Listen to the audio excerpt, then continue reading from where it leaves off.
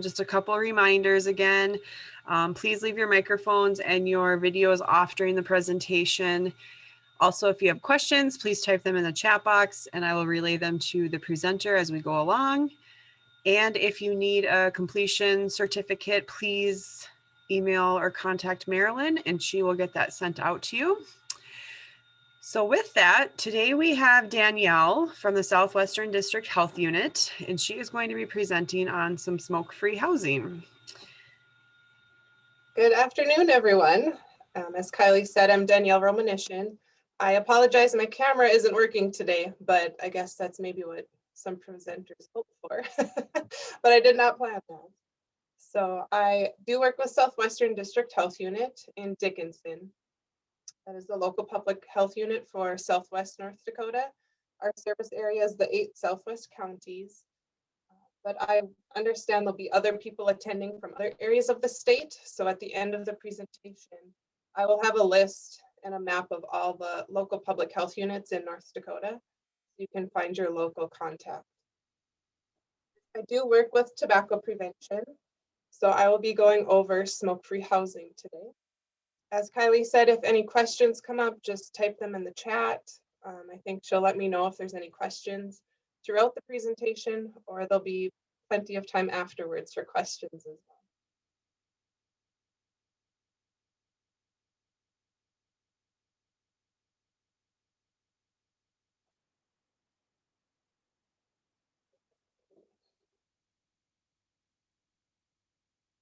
This afternoon, I'll be covering 4 main points.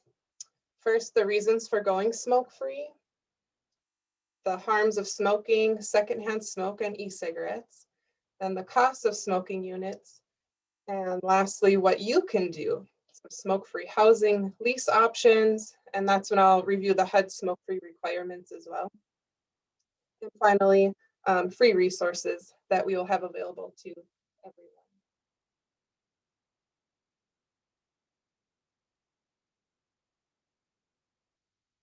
You may be well aware of the North Dakota smoke-free law, but just a quick review. On November 6th, in 2012, every county in the state voted in favor of becoming smoke-free. The law advances public health by protecting more workers, residents, children, and visitors from secondhand smoke exposure in public places and places of employment. The North Dakota smoke-free law includes all enclosed areas of public places, places of employment such as restaurants, bars, truck stops, common areas in hotels, healthcare facilities, long-term care, licensed daycares, and places of public access that may be leased for private functions. The North Dakota law also prohibits smoking inside most indoor places, including common areas of apartment buildings, such as hallways, laundry rooms, recreation or common rooms, lobbies and similar type areas, as well as 20 feet from the entrances, from public entrances. This law, however, does not apply to individual units. The policy and those units are decided on by the building owner.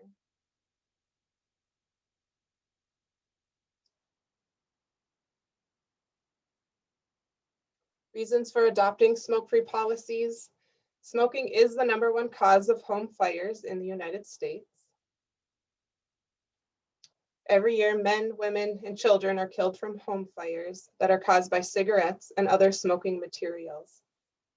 Most victims of smoking-related fires never thought it could happen to them.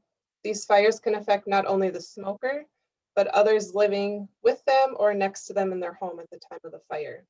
Several statewide surveys demonstrate that as many as 78% of North Dakota tenants, including smokers, would choose to live in a smoke-free complex. Secondhand smoke complaints and requests for unit transfers, they actually go down. They drop after following the implementation of the smoke-free policy. Another study in Bismarck showed that 76% of Bismarck renters would prefer to live in a smoke-free building. That shows market support. Not only will changing to smoke-free save you time and money, it's a healthy decision. According to the Surgeon General's report, there is no safe amount of secondhand smoke. It affects many parts of the human body in both children and adults. Eliminating secondhand smoke will prevent disease and death in your tenants. And nationwide, nationally, excuse me, only 14% of the general population smokes. So it makes sense that a vast majority of the tenants would want to live in a smoke-free environment as well.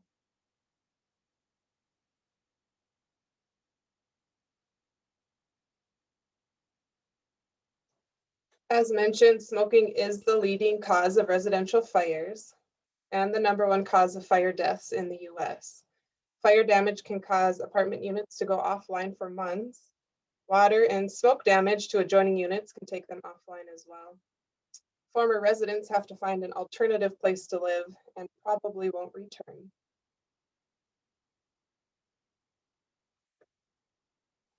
Just a couple of recent news headlines. There was actually more than this. These are just 3 that I picked to put on the slide, but there are more than just these 3 that have happened recently. 2 of them have been just in the last month, 2021.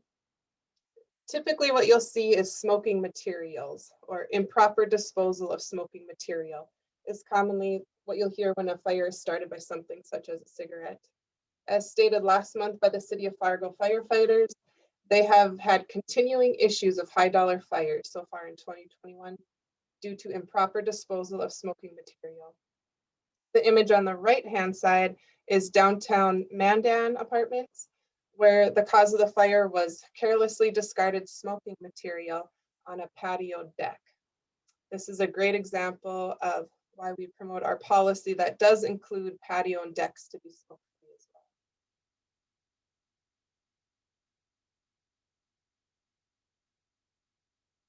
Secondhand and thirdhand smoke. How can secondhand smoke damage your property? Smoking in an apartment, in a unit or condo can cause significant property damage. When turning over a smoked-in unit, property managers encounter a sticky residue, kind of leaves that yellow tannish color, as you can see on the right-hand side on the walls. This residue occurs because of the particles in secondhand smoke.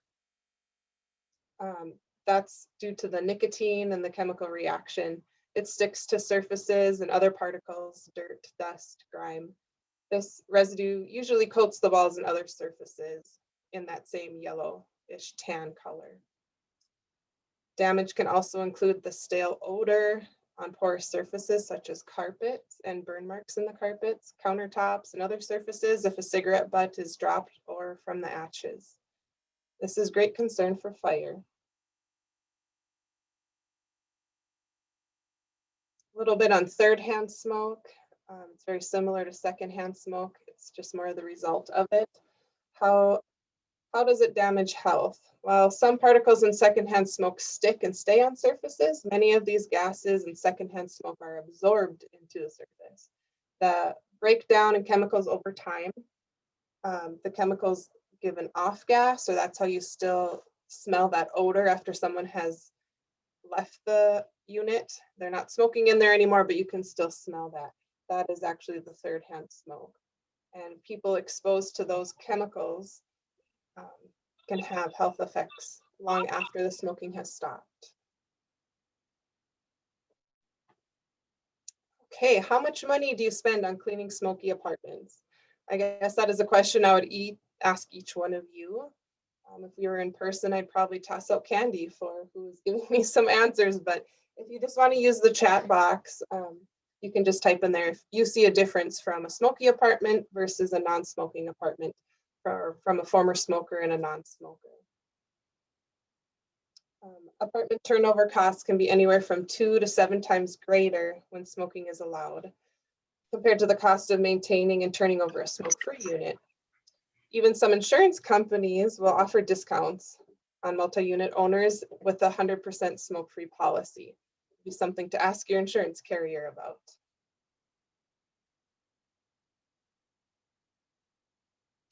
How much damage can secondhand smoke cost? Owners estimate anywhere from $500 all the way up to $3,500 to rehab an apartment in which a smoker lived rather than a non-smoking unit. In buildings without smoke-free policies, These costs can add up quickly, as you're well aware of, and cause financial strain for the property owner.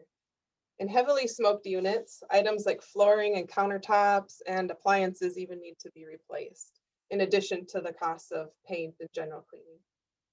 The cost analysis compares the cost of turning over a smoked-in unit to a smoke-free unit. This is a study done in New England in 2009, so the numbers are a little different now, but it also depends on the area and the economy in your area for pricing. Plus, things might be a little more expensive with the last year recently with everything going on.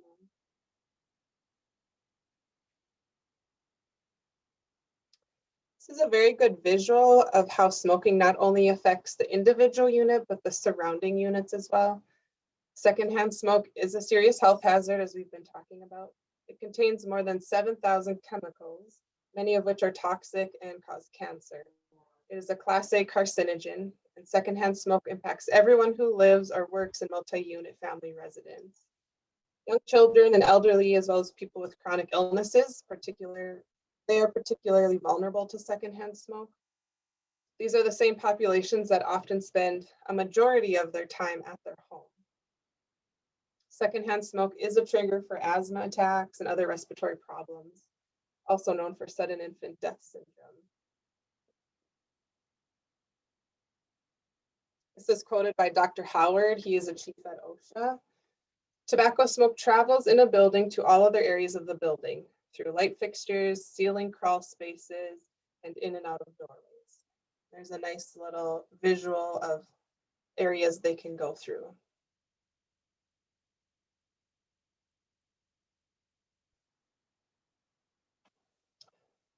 Unfortunately, air purifiers and sealing up cracks and holes cannot protect your health or prevent smoke from entering your home. Air purifiers might help reduce the odor, but do not protect the health. As you are experiencing secondhand smoke, can drift into non-smoking units through windows, doorways, ventilation systems, even cracks and gaps in electrical outlets. Sealing up the cracks and holes might reduce the odor as well, but it cannot eliminate the drifting of secondhand smoke. The only way to prevent drifting smoke and effectively protecting health is to eliminate smoking inside the building.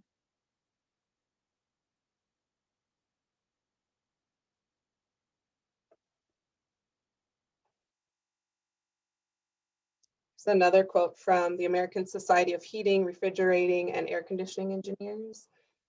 At present, the only means of effectively eliminating health risk associated with indoor exposure is to ban smoking activity.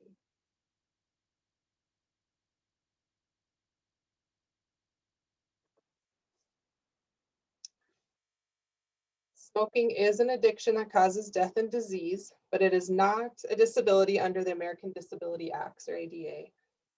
I guess I've heard this. I don't know if you've possibly heard this, but some people will maybe try to say it's a disability and they need to have it, but it really is an addiction. There is no federal or state court that has ever ruled smoking as a disability under the meaning of the ADA. Smoking is a behavior that is remedial. So in other words, a smoker can quit, which is also strongly encouraged by HUD.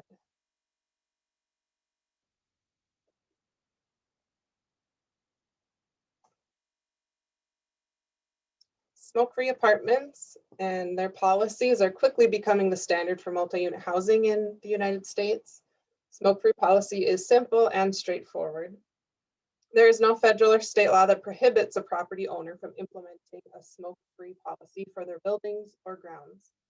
Adopting a policy does not mean that someone who smokes can't live there. It simply means they cannot smoke in their building. Just as a landlord can choose to allow pets or not, a landlord can choose to allow smoking or not.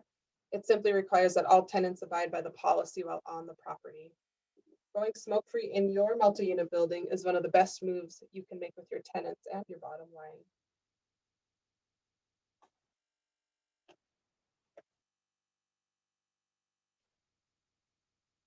The Federal Fair Housing Act and Americans with Disability Acts says that tenants cannot be discriminated against housing due to a disability.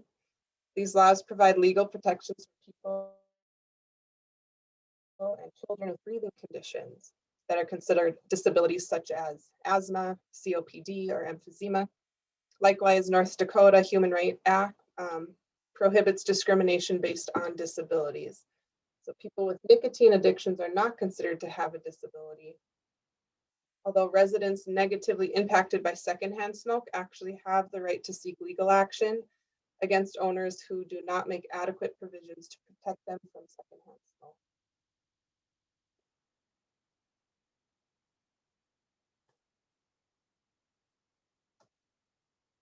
Okay, economics. Is the market there for smoke-free or not? Smokers as well as non-smokers want to live in smoke-free homes because they understand the danger and exposure to secondhand smoke. 83% of North Dakota residents do not smoke. A study done in Bismarck shows that about 76% of renters, which would include smokers, would prefer smoke-free buildings. Many smokers don't want to smoke in their homes. So this shows that the market for smoke-free housing is there, and actually quite a good market for smoke-free housing. According to the FDA, studies show about 70% of current adult smokers in the United States want to quit. They typically just need someone to ask them or have a reason to quit. But since it's an addiction, it's hard to quit. But they just need that little, they need a reason to quit. And that shows 70% actually want to. Kylie, is there any questions so far?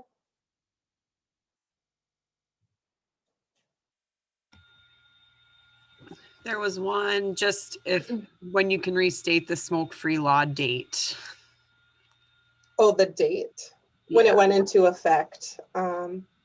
That went into effect November 6th, 2012. And that includes 20 feet from all public entrances and exits. So the picture of that sticker, that sign, that blue and white sign, you probably see those on a lot of restaurants or businesses right at their front doors or even drive-through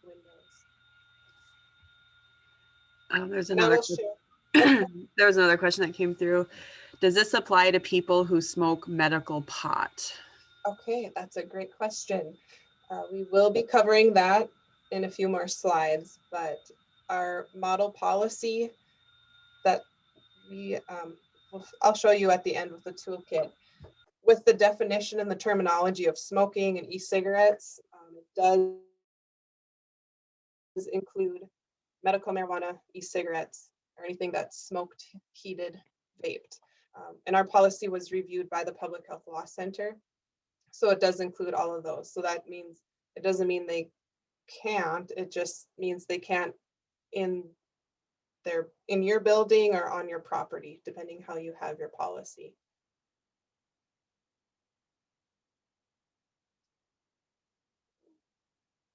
Great questions. And I will review the smoke-free signs at the end and where you can go to get those too.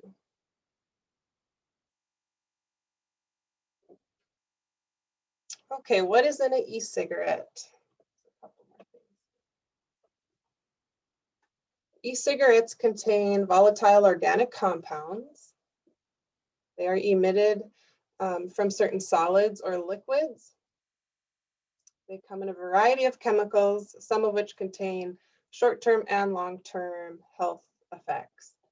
But the concentrations of these are consistently higher indoors, up to 10 times higher than outdoors.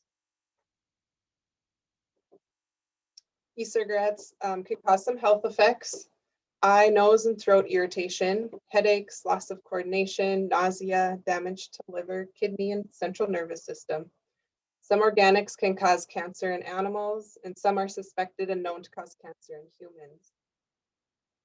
About 5 minutes of e-cigarette use has lung effects similar to tobacco smoking. And secondhand vapor. There is no evidence that using e-cigarettes or inhaling secondhand vapor that's emitted is safe. So there is no evidence saying that that is safe. So there is no safe amount of it, same as with cigarette smoking. Studies have shown the presence of heavy metals and carcinogens in e-cigarette vapor as well. There's also evidence that nitrosamines, it's a group of carcinogens found specifically in tobacco. Those are carried over into the e-cigarette fluid too, because it is extracted in a similar process. The nicotine's extracted in a similar process.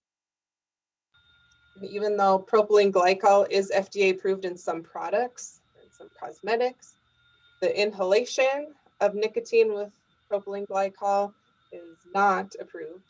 Some studies show that heating propylene glycol changes its chemical composition, which produces a carcinogen. And if you remember, over a year ago, we were hearing a lot in the news about vaping and those concerns, which are still happening. They're just not necessarily covered as much in TV stations, but they are still happening if you talk with some of your local medical health groups. A question popped up. Okay. So the e-cigarette is not water. It's different chemicals that a person is actually smoking into their lungs. That is correct. So if on the left-hand side, the list, number 1 through, yes, there's a few numbers there, but those are just a few of the ingredients that are in e-cigarettes. So there are many more than that. Those are just kind of the main ones they find in larger amounts. So it's not just water vapor. That's a great question. There's nicotine, liquid nicotine in there. And even if a bottle is labeled 0 nicotine, there are many studies showing that there actually is nicotine in those containers, even though they're labeled 0 nicotine. They are not FDA regulated, so therefore there isn't a ton of regulation on what is put in those e-liquids or e-cigarettes and what's not put in there. Great question.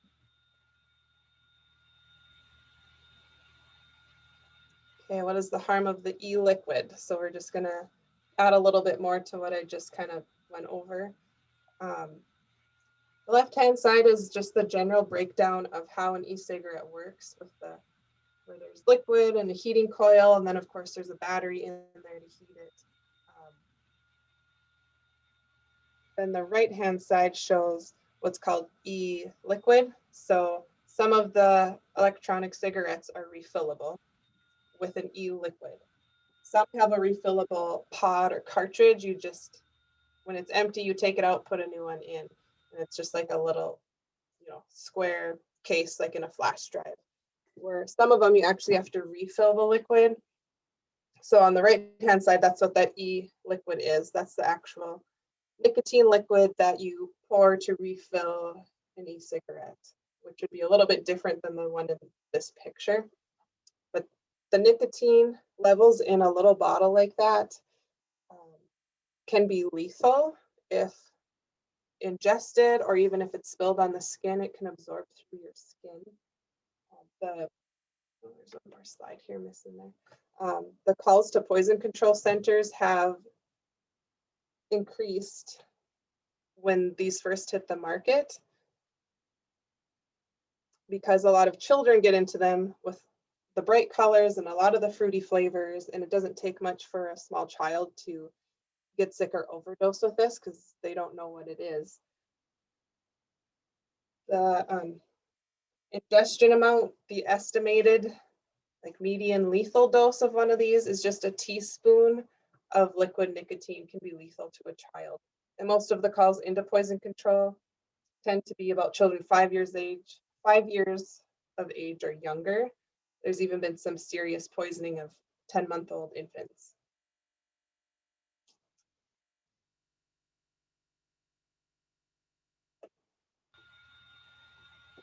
Okay, what can you do about it? Adopt a smoke-free policy. This is another time I'd probably hand out free candy if you answered that correctly. Buildings have rules relating to nuisances such as other things with grilling or loud music or pets. Adopting a smoke-free policy would be in the same manner of rules or regulations for them to follow. To implement a smoke-free policy, you would want to establish a date. You want all residents to not smoke inside, and decide how much time current residents would have before their lease would have the smoke-free policy in there as well.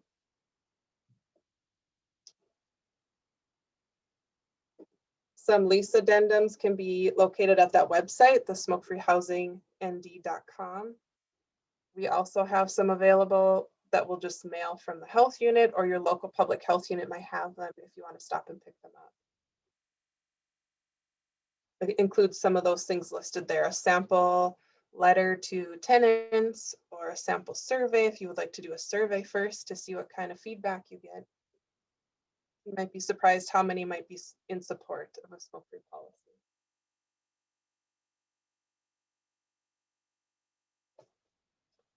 Many owners and managers are concerned about how to enforce a no smoking policy. This is a quote from the National Apartment Association. Enforcement is generally not a problem. Only a few owners experience backlash from residents after implementing a no smoking policy.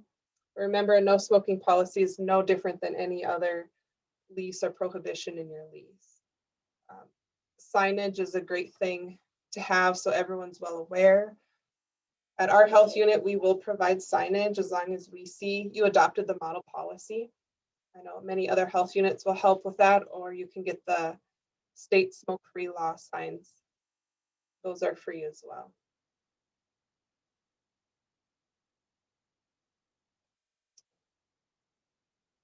Just remember, the rental agreements and lease language should be stated clearly, just so tenants are well aware. Usually when there's any resistance, it's usually when a tenant wasn't aware of what was going on. We find that as long as there's notices and letters, or including in a monthly newsletter, and or options for cessation and how to quit, and then putting up signage, as much as you can inform your tenants, the less resistance you'll get when it actually comes to that. HUD housing. If you accept HUD housing vouchers, you may have been notified that since July 2018, public housing agencies in the United States are required to provide smoke-free environments for residents. This is their toolkit they have online. You can go right to that website listed, or even if you just Google HUD smoke-free ruling or smoke-free policy, this will come up with all the information you'll need. This policy does include indoor areas and 25 feet from the buildings. So it's actually 5 feet further than the North Dakota smoke-free law. And this also includes balconies. Landlord they can go beyond this if they want a stronger policy, but they can't go less than this.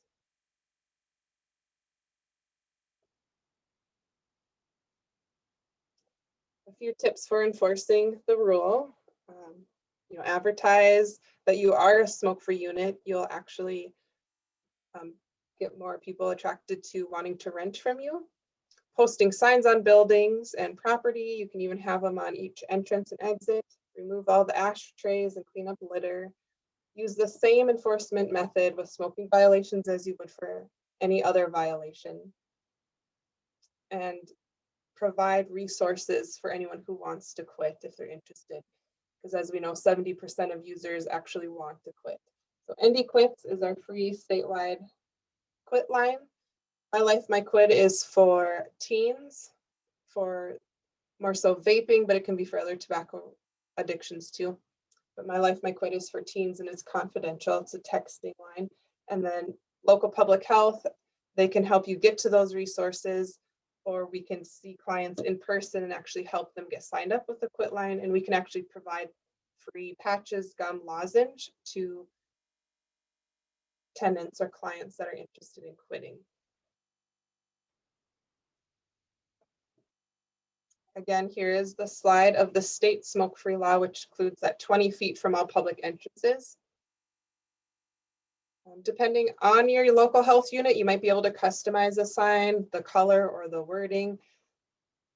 You'll just have to see what each one can offer, or else you can get the sign as is for free. Here's a picture of the toolkits I was kind of referring to.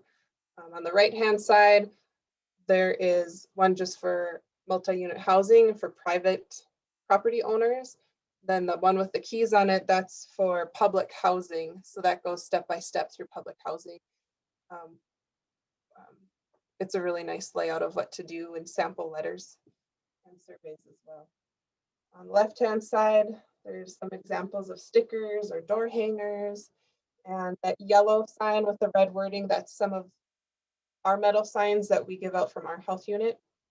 Some places really like the brighter colors and the metal signs, so it can hold up with all the different environment factors we have outside in North Dakota. And if anyone's interested in these, you can email me. I'll list my email at the end, or you can call me, or if you're in a different district or a different county, that's okay too. I can still direct you to who you can talk to, or we can get you the same folder.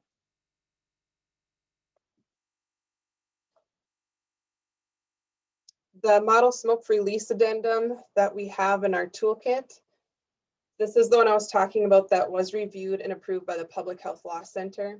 It does include wording for electronic smoking device and smoking, which you can see the definition above.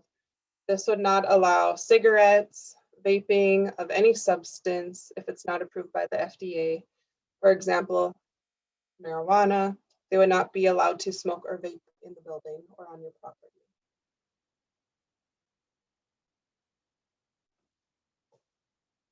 Here is the map of all the local public health units and their districts. So depending where you're at, you can look at which health unit you fall under, so you know where to go if you have any questions or want any more resources after this presentation.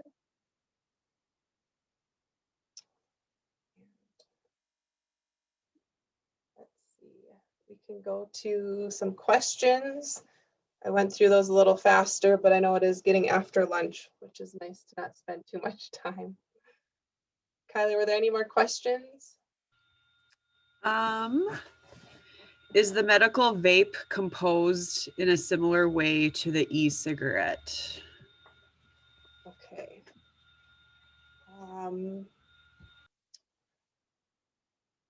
I guess I'm not exactly sure the medical vape, if they provide a specific vape for that. But being I'm in Dickinson, so Southwest North Dakota, we do see a lot of people come in from Montana that have their green card. Even though it's not legal here yet, they have their green card from there that so they can use it. But the wording in our policy says anything that's used in the devices, whether it's lit, heated, or whether it's tobacco, marijuana, or other substances, it would not be allowed.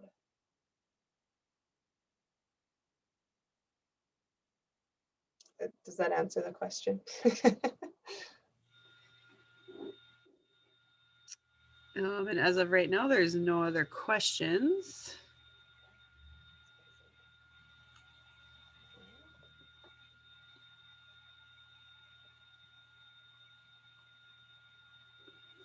Okay. I didn't take up your whole hour, but thank you for taking time out of your day. I know everyone has a very busy day. So if any questions come up after this, feel free to email me or you can call me at that number. I am more than happy to help guide you to smoke-free housing.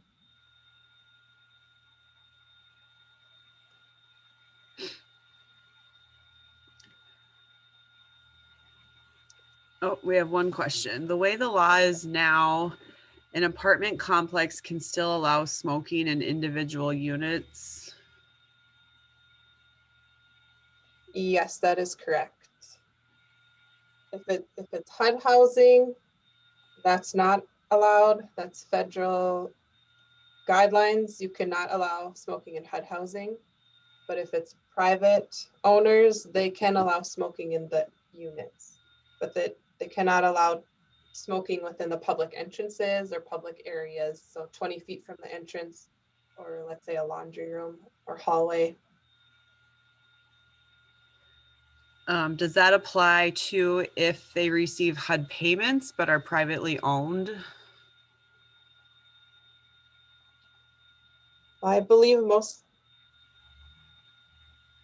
if you accept HUD vouchers, then that's part of that requirement in that toolkit. It'll spell that all out for you. If you accept HUD housing vouchers, it is required to be smoke-free, which a lot of times is from a private property owner. I think they have to go through the paperwork or checklist how to accept HUD housing vouchers. But that would be a great person to get that toolkit, or if they talk to me, I have some here, I can just mail them a toolkit too, or go to the HUD housing website. What if they are tax credit or USDA? That I'm not sure.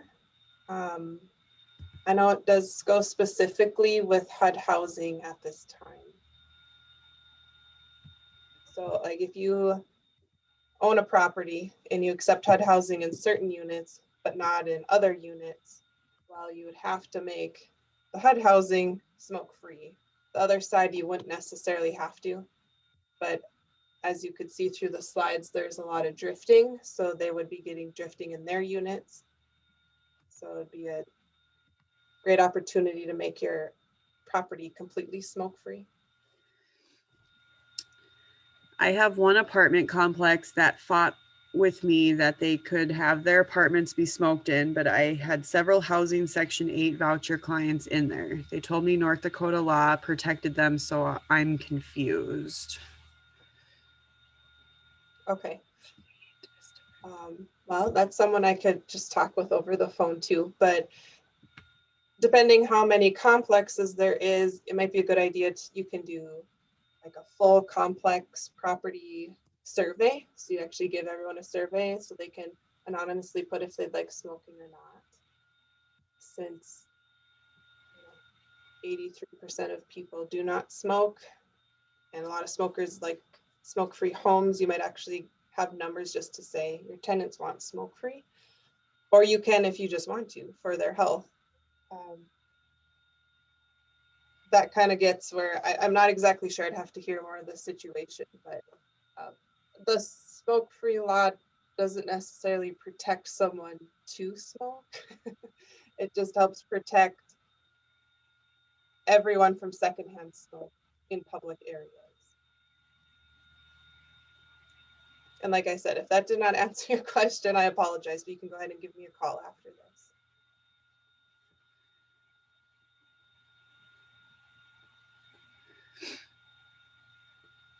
I suppose I could open the chat box. Huh?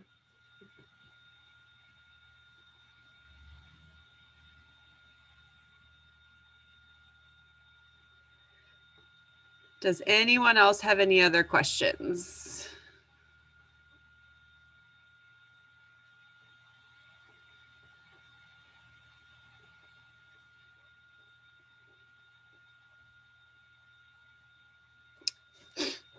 Well, thank you, Danielle, for taking time out. And oh, one more question. For people who are trying to quit, what would you recommend? Okay, great question. The ND Quits is the North Dakota Quit line. Or you can go on their website too if you want to go through the website, or by telephone, or you can call your local public health unit. So you just call here too, even if you're from a different district, I'll get you to the right health unit. But we will actually see clients in person and get their history, get their background, what have they used for quitting in the past, what has worked, what hasn't worked, how much do you use right now, how long have you been using, to get a great understanding of that individual, and then to go forward with what works best. I heard Chantix has bad side effects. There was a lot of media coverage on that, so a lot of people think Chantix is bad or maybe get bad nightmares, but it was actually a small study that was done in a psychiatric ward with some clients that like already were having symptoms of bad nightmares, but that wasn't discussed when it hit the headlines. So there's actually been more studies in that time that shows Chantix doesn't have as many bad side effects or nightmares, but there are other options. If you've tried Chantix and you don't like it, there's plenty of other options we could use too for patches and then you use gum or lozenge at the same time as wearing a patch. But Chantix is actually the most effective product out right now. But we can discuss that depending on the individual who wants to come into the health unit. Or if you call the ND Quits, they provide patches, gum, lozenge through that too. And that's just 1-800-QUIT now.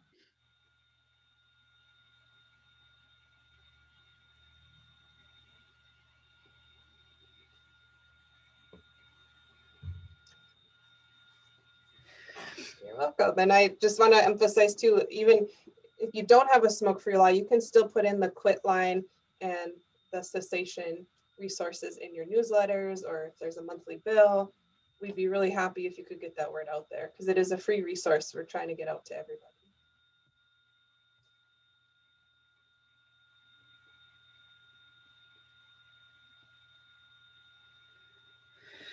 All right. Well, thank you, Danielle, for taking time out and presenting. And thank you, Kylie. Thank you all for attending today's session. Again, there will be a survey emailed to you afterwards. So if you guys could all please fill that out. We love all the feedback and possible topics for our next go around of training, which will be later in the fall. So all of that is great feedback for us.